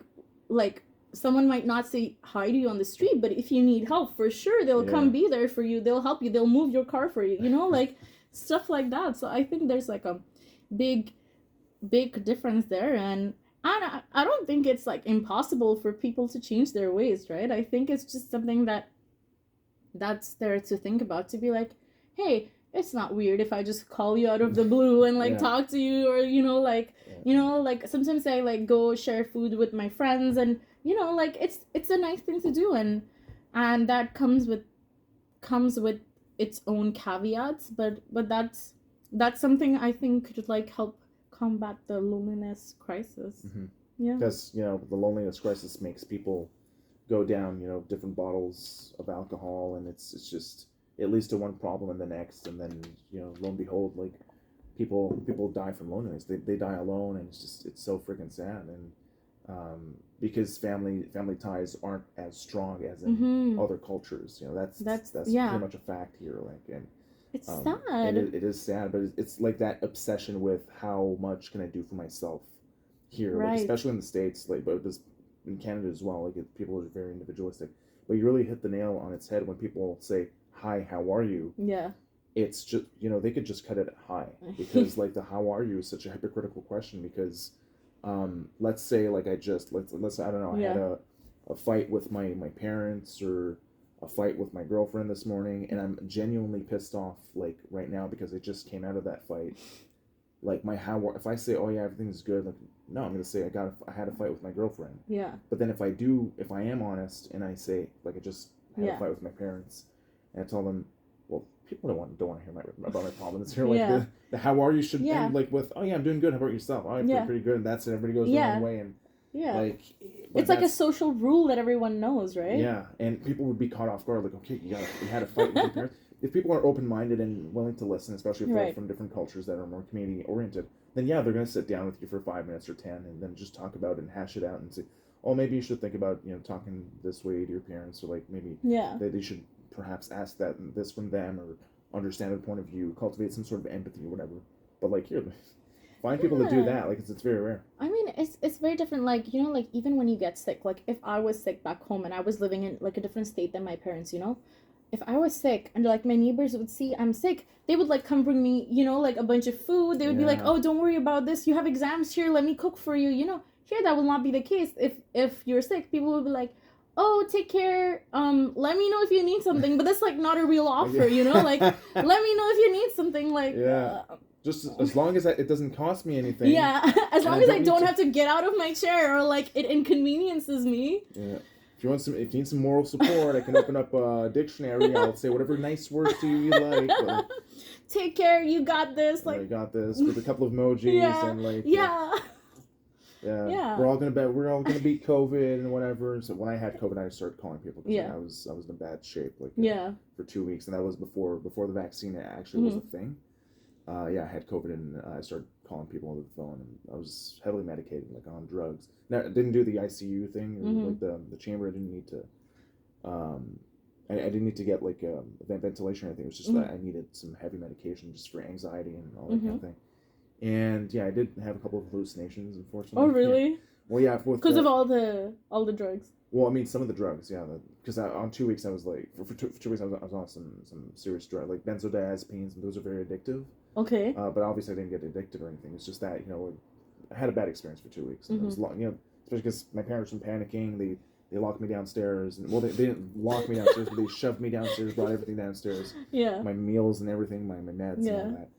And but I was calling people just to tell them, hey, I have COVID. Hey, like, I need your support, whatever. Just being needy a little bit, but in the right way. But yeah, I mean, it's not that you have to go through the thing of saying like, hey, I need your help. I feel like here it's very much like, okay, if you need help, you have to ask for it. You have to demand help. Like, it's not like, okay, if you need help, someone's gonna think, oh yeah, you might need help. You know, like. I'll come, like, think of a few things that I could do. I could bring you food. I can bring you groceries. Like, these are little things that are possible for anyone to do, but people don't think about it. So it's, I mean, when my boyfriend got COVID, my mom actually called him, like, from India, and she's like, okay, she gave him a list. Okay, these are the things you need to do. These Right. are the medication. And she told me, okay, this is what you need to cook for him. This is That's what you your need mom. to. Yeah, that's Your mom my helping mom. your boyfriend. Yeah, So. she's back in India and he's here, and his mom was like back home, you Yeah, know, and she was just like, oh, take care, like, you know, like, and she's like, oh, let me know if you need help. And I was like, hey, it would be nice if you could bring some groceries or some food or something. And you know, it's not like anything against her. I love her. She's an amazing person. It's just like, it's very different the way they. It's the way they are. Yeah, it's the way they are. So I even told her, like, hey, my mom did this, and she's like, oh, I feel like very bad mom. I was like, no, it's just like, you know, this is how my mom is, and this is how we do it in our culture. Like, I feel like if my parents were here, I would never learn how to cook because I would just like get food from them like every weekend, you know, or something. So it's just like it's a very different culture mentality of people, and I think the more you like get involved in it, like even with my friends, I make them watch Bollywood movies and stuff, and you know, like they understand the culture a little by little from it, and then we get into these discussions of like, hey, like, you know, like if you're, you know, bedridden, or if you're just like sad and you're not coming out and you're like refusing to hang out because you're just at home, you just want to stay in bed, I'm gonna come to you, I'm gonna talk to you, I'm gonna get you out of this, not because like, you know, like you owe something to me, it's just because I'm gonna invite myself to your house. Yeah, and people think like this is so forced, like, oh, like, you know, stop being this, but no, this is like what people need sometimes, and that's okay. Now here it's all about like private property and like even if you're like friends for like 20 years, like if you show up uncalled for, like it's just like, what the hell are you doing here? Like you're just eavesdropping and whatever. And it's so badly seen. It's not. I mean, just calling. Like if you call someone, they're like, "Are you okay? Like, would you call me?" You know, like. What you calling for? But I'm still old school. Like I still call people. Sometimes. I mean, it depends from person to person. One of my friends, like, I video call her, like, randomly, you know, we'll just be, like, doing our own thing and video calling, and I wish it was more like that, but what can you do? Well, I mean, that's a weird thing, because video call, like, the FaceTime is a relatively new invention, but still people don't use it, they prefer texting, which is super weird. Like, they're still texting, because, so you're gonna bother doing the effort of texting or writing up a message, which the person may not read on time, and then that equates with miscommunication, because like instead of just calling the person, telling them exactly what's up, you're just gonna text and then be left on red or whatever. I mean, I'm also like, you know, I mean, culture has also rubbed off on me, so I'm not completely not to blame, because even though my parents are in India, I talk to them on video. Whenever I talk to them, it's always on video. I WhatsApp them. And it's very often, it's like every other day, okay? And people think it's strange that I talk to my parents so often, because it's uncommon for people here to do that, you know? Like, you know? And for them, they're like, you haven't talked to me in 2 days. Like, are you dead? Like, what's wrong, you know? And I'm also like, hey, we don't need to talk every day. We can text, too. Right. Like, I can text, you know? So it rubs off on me, too, because I understand that, like, okay, and then I think about, what am I doing? I'm just watching TV instead of, like, I just want to watch my show. I could pause it and, like, talk to my parents for 5 minutes rather than... Yeah, but you also need your alone time. So it's, like, it's very, like, something to, like, think about. Well, it's a matter of balance. Like, you don't want to be stuffing your nose in people's spaces too often, but at the same time, you don't want to be too far distant, too far off, and, like, not ghost people, right? Because ghosting is another epidemic that we see a lot. Like, it's just, okay, well, what happened to that strong friendship? Was it all fake? Oh, well, it was all fake then. Okay, well, yeah, that's fickle. Right? I don't know. I mean, I think from personal experience, it usually helps. I mean, a lot of my friends are introverts, so I just, like, you know, usually I'm the one who, like, reached out and I'm like, hey, are you alive? Like, what are you doing? Mm-hmm. Want to hang out this Friday, or, you know, like, make plans? So, I don't know. It would be nice if other people did that too. You know what I mean? I know, but but it's good that you're taking initiative, and sometimes, like, taking initiative and scoring on a good night out with friends just because you reached out to everybody is better than, waiting and just thinking, oh, you know what, I don't owe anything to anyone, and let them come to me instead of me going to them. No, I mean, people actually, you would think that it's more humbling to go and reach out to people. Actually, no, it's very commendable, because that's how, especially if you said that you were on the head committee of what was it, UN or something, or women in engineering. Well, yeah, like you were the at the head of that, especially when you're in a leadership role. Like it's the leader's role to actually go get the pack and make sure everybody's moving forward, right? So, and it's a commendable thing, and it's good that you have that reflex to actually connect with people, reach out and say, hey, like, what's up? You want to do this or that? And because people don't do that too much these days, and especially with social media and TikTok, Yeah. Netflix, that kind of thing. Everybody has every excuse to be sitting like a fat potato at home, Mhm. just watching TV or whatever. And, I mean, that's okay too, but yeah, there's from time to there's time, yeah, it's sometimes you just that's all you need. I mean, yeah, from time to time, it's great to like. I do spend a lot of time on my own, but like when I feel like, hey, like I haven't seen X, Y, or Z in I don't know how much time. Maybe it's time for a phone call. Just call them up Yeah. and say, hey, well, what are you doing? You want to go there, here, there, movies, whatever. And yeah, just to revive that aspect, because I mean, I just mentioned the movies. The movies, I'm surprised that movie theaters are still alive because of Netflix and binging Right. and streaming and that kind of thing. But I think there is still hopefully that community aspect that goes with going to a theater or a venue, a live event, and sitting all together in one room to watch the experience. Right? Yeah, I mean, even just at home. Actually, tonight my friend is coming over and her boyfriend's coming over, and we're gonna watch like an Indian movie. Like On a Tuesday night. On a There you Tuesday go. night. Because why not? Like, sometimes it's hard to see each other on the weekend, and it's not a big deal. We just cook food. We just like, I don't think every time going out has to be like partying. It can also be Right. chill, and you're just connecting, and you're like, okay, how was your week? And then I think that's what you do. No, of course, because just having that social aspect of being at someone's place with a couple of friends Yeah. and talking about different things is not only therapeutic, but it's necessary, right? Mhm. Like I don't know if you're familiar with Maslow's pyramid of the needs. No. Maslow's pyramid of the needs. Well, it's actually a North American psychological concept.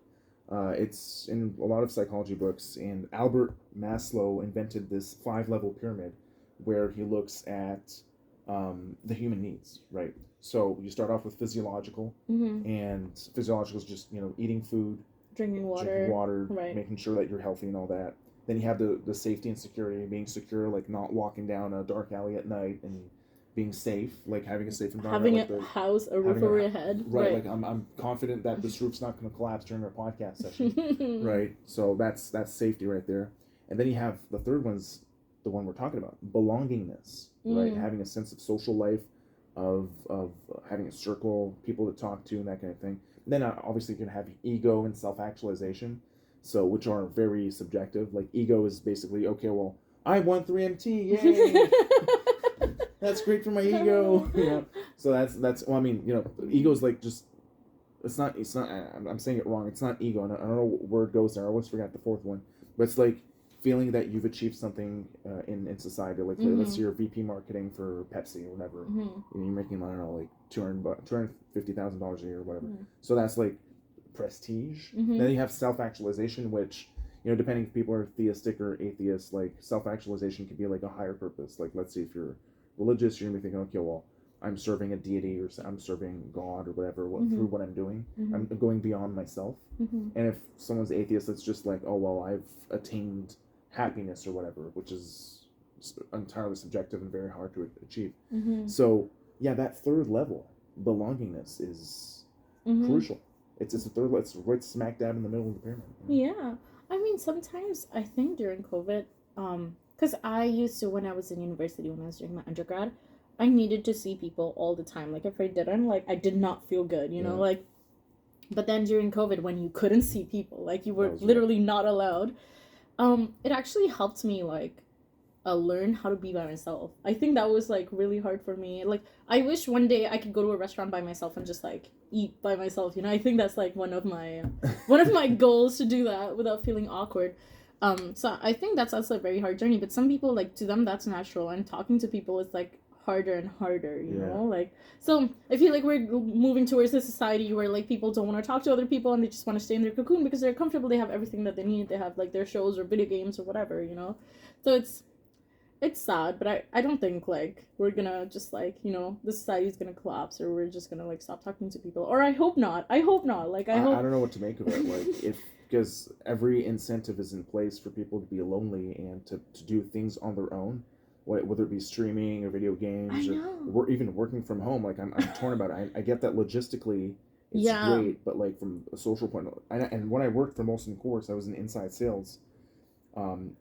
I worked there for 2 years and 3 months. So my first year was from 2018 to 2019, and that was obviously at the office and everything. Right. But then I spent another, like the last 11 months of me being there was during the pandemic, Mm-hmm. right? So that those were at home, but like being at my desk and working there from home and just not seeing anybody from in the office, Right. like for someone who's introverted, it's not really going to hurt them, but from someone who needs that Social connection. right, like being extroverted and connecting, which is a human need at the end of the Right. day, like that was I mean, detrimental. yeah, the working from home thing is like such a big thing because, like, I agree. I mean, when you're starting off your career, you want to know your colleagues. You want to. I'm Right. so much better at socializing in person than like online. And some companies do that. You know, they have these like team meetings online where you have to be present and then you play a game online or whatever. And some people are good at that, but I'm not. So it's really hard. But then again, the working from home is really great for people who have kids, who have like who've kind of lived their life already and they Right. like don't care about going to work and they just want to like stay home with their family and do their job and just kind of leave. So I mean, it's such a hard thing to comment about. I don't know what would be like a great solution to that, you know? Like I Well, mean, I mean, they're working on hybrid work designs, like 3 days at the office or 2 days at I home, that know, kind of thing. but still it doesn't feel like, it's like still optimal, It's like a middle. It's like a middle. I mean, it's the same thing with classes, right? There's like classes virtually and like, I mean, when I did my classes in my masters, it was all virtual and I had amazing grades. Like my bachelor's, it was not like this. I have really good grades, and I think it really helped that we had the videos present online that we could rewatch because Right. like I could go rewatch and like some things that I miss, I could go like look at them. So that's a great advantage. But then the disadvantage is like I didn't know anyone from my class. I actually ran for the Graduate Student Association, Mhm. and you need like just to run, you need like 100 signatures. Yeah. I came into the school, I didn't know 100 people, so I had to like. It was really hard. I like went to these like meetings and had to like go talk to people on Zoom. I actually like spammed people in my class on Moodle to be like, hey, can you like vote for me? I know you don't know me. I know this is so awkward. Yeah. Um, so yeah, it's Then you have to reevaluate: is all this hassle worth it? And you start thinking, oh, okay, well, yes, no, I Yeah. don't know. I can't be like for or against. I really can't. right. I mean, but if it's something that you really wanted, to head the GSA, then therefore maybe if you really I mean, I wanted did it. then- Actually, I was part of the GSA. I was a senator. Like, because someone I knew when I reached out on Zoom, like they knew me from my undergrad, and they reached out and they were like, "Hey, you should be part of the GSA." And there you anyway, go. yeah. So it worked out, but it was really hard, right? Like it was like, so like it's much more harder than it would have if I just people were here. I went to Reggie's and got like 100 signatures. Like that's Show up at usually the bar way to and go. Yeah. Yeah. That's good. Well, I'm glad that you were actually a senator and you actually had a slice of the pie in that sense.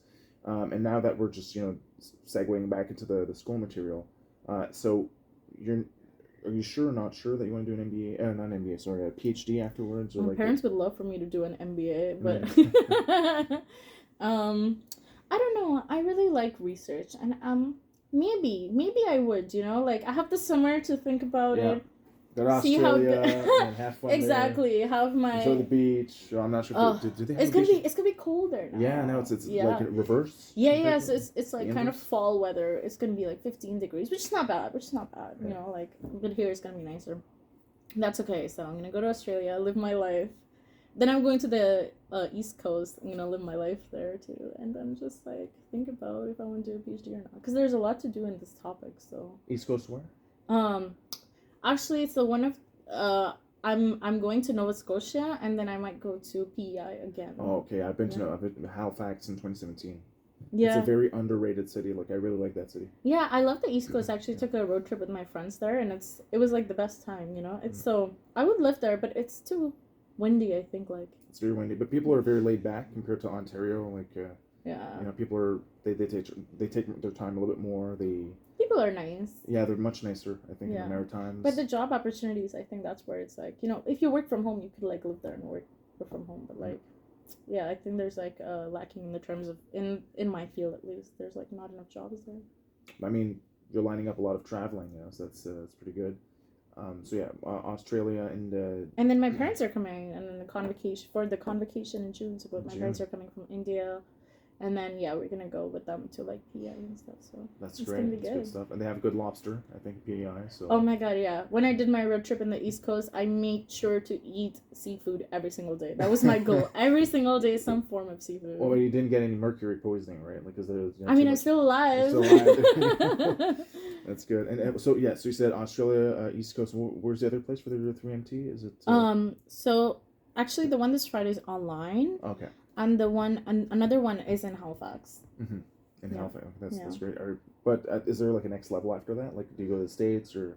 I don't know. Right. I mean, honestly, I'm not thinking too much about this because there's like so much to think about. You know, like. Right, things are coming. That's what my mom was saying. Like, I do one thing, like, I do it well, and then I don't even have time to, like, live in the happiness of, oh, yeah, I finished this. I have to, like, move on to the next thing. So. Yeah, but I mean, if you have a good memory, you can reminisce on this. Riya Dutta was doing, this, that, and the other thing. Sometimes, especially when I do, like, these bus rides, just to commute from home to here, because I take the bus, but I also have my car, for tutoring and marketing. But to get to school, like, sometimes I just lay back in the bus if I can, like, especially in the evening when there aren't too many people, and I start thinking, okay, well, where am I at right now? Like, what exactly am I doing? Yeah.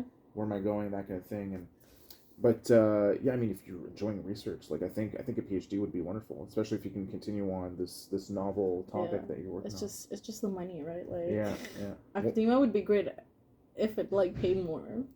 And if you can get some grants, that can be one I opportunity. know, but it's not as much ever as the industry. Right. That's the issue. Like, if you work, you're definitely gonna make more money. Like, but do you have like a dream job for now, like or a company that? I don't know. Maybe I'll be prime minister one day. That would be.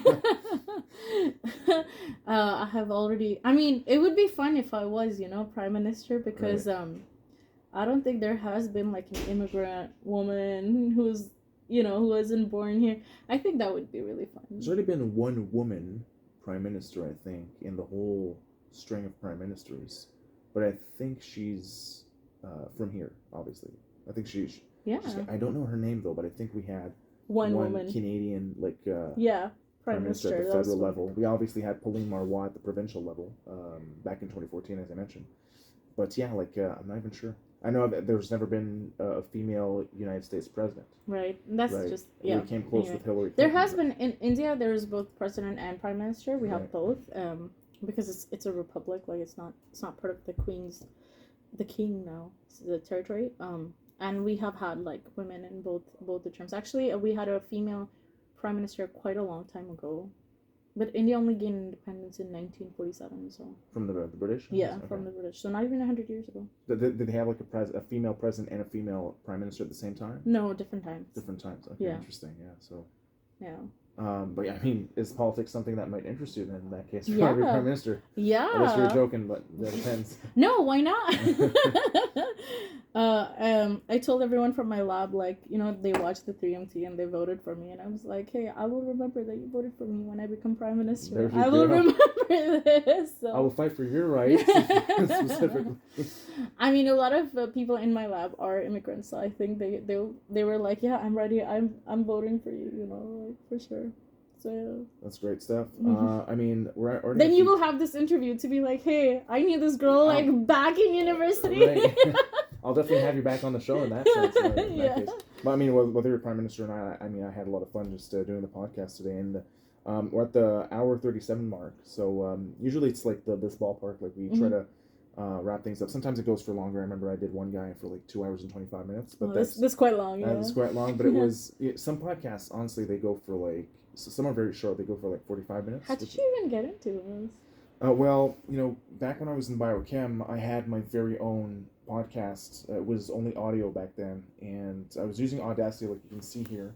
But I was doing it from in the biochem degree from 2015 to 2017, and then in September 2017, I kind of quit just to focus on wrapping up my degree and moving on. But then somebody in the department mentioned that they wanted to reboot the Off Bishop Street podcast. Oh, so this is a department thing. It's, it is, but I'm kind of like trying to run this particular podcast in my own style with my own flair, so to speak. But yeah, it's definitely like on behalf of the department that I'm operating. And the guy that you met downstairs actually is Scott Royal. And Scott Royal he did the first iteration of the Off Bishop Street podcast. When? I think it was in early 2022 or throughout 2022. Okay, late recent. 2021. Okay. Or even before that. No, actually before that. 2021, I think. Yes. Somewhere 2021 or 20, I don't remember when. But he was, again, only doing audio, and he would interview different profs. But then for like about 7 or 8 months, like there was no activity or anything, even more than that, like maybe a full year. And then somebody had the idea, like, hey, why don't we just restart the podcast? I was like, oh, yeah, I'm in. Like I was like, yeah, I knew that I was going to be hosting this, and I enjoy hosting podcasts. And having done like 28 episodes during my bachelor's when I was doing my own, so I kind of like tried the gig and all. And like if you ever have your own podcast, which is something that is blossoming nowadays, everybody's starting their own podcast, and it's this great thing. Like on YouTube, you can find anything. I'd heavily encourage you, if you want to start podcasting about your topic. Like it's beautiful what you're doing, like just meshing social issues with a hard science like engineering. My sister did engineering. She did electrical engineering at Polytechnique, and it's such a hard field. But to talk about these different things and to democratize the knowledge, I think it's very important. So yeah, I mean we're reaching the end, and I always ask my guests like near the end, like if they want to give some final thoughts for the viewers, and like just to give them like some final thoughts and final views, like what part of your testimonials or sorry. What part of your own like experience, whether it be academically, your life experience, transitioning from India to Canada, like what kind of lessons would you like to get out there? Oh wow, folks to listen to. This is really hard because we talked about a lot of things, and I think a lot of important things, right? Yeah. Few fun things and a lot of important things, and I wish I knew about this because then I would have like prepared something, but it's okay. I think, I mean, I can talk about myself. What I want to do is, promote science with it, like for young girls and women. I just want to encourage them to pursue science. Then because I am an immigrant in Canada, I am like a marginalized group in a lot of aspects, right? I'm a woman of color, I'm a woman in engineering, like I'm an immigrant. So my experiences influence a lot of work that I do, and I think one of the best things was to have the support from people around me within Concordia, and people that I met that really helped. So I think I would just encourage people to think about people from their own perspectives, or think about different perspectives which is different from their own, and see how things happening around us, the government might influence their life, and maybe you can in some small way make a difference. Absolutely. Make a difference, and then so. And I really like that. Thank you for inviting me here. Yeah. I really one of the things that I feel is very lacking is like interdepartmental communication. So I'm glad I was here because like we were able to talk about religion and culture and stuff, which is like we don't really talk about that in engineering very often. Yeah. So I think that was really fun, and I got to see your building. So yeah. And I'm starting to appreciate the building, but I have my own reservations about the building, especially the bathrooms downstairs. Oh yeah. Very small bathrooms. Anyway, but yeah, exactly what you're saying. Like just having those bridges being built between departments where people wouldn't think that someone from theological studies and someone from engineering can actually have a conversation. Yeah. Around scientific and non-scientific issues. Like, okay, I did do a bachelor's in the hard sciences, that's for sure. So it's a kind of a caveat, but still, like to have these different linkages synthesized, I think it's a wonderful thing, and it's something that even when I'd go to conferences during my biochemistry degree, like I noticed the chemistry staff would have their time slot from like 3 to 4. And then from 4 to 5, the biology crew would come in, but I would see little to no interaction between both. It's like the chem crew would leave, the bio crew would come in for their series of conferences or whatever on Friday afternoons, and I was like, let's just say hi to each other. Like, I mean, and you're both in the hard sciences, so we're on the same campus over at Loyola, so how do you not bump into each other, right? So, but yeah, it's great that we had this conversation. I think it's great. If you ever want to come back, like we definitely can do another session. If you want to bring someone else over, we can actually do that and have like 3-person conversation, Mhm. 4-person conversation. I'm thinking of doing more roundtable discussions. Yeah, I think that would be really fun. We could also invite like other people from 3MT, right? Because we had Yeah. like such a. I mean, thanks to 3MT, we met, or else like where Yeah. else would we have? You know? Well, I'm definitely going to reach out to Aristophanes, Mhm. given we had a nice conversation afterwards. He talked about like he's Greek, so he talked about his Greek background and all that. Right. And who else did I talk? Oh yeah, Megan McManus. That's another one that I'm thinking of perhaps inviting Mhm. later on. But stuff that I'm still trying to think Right. through.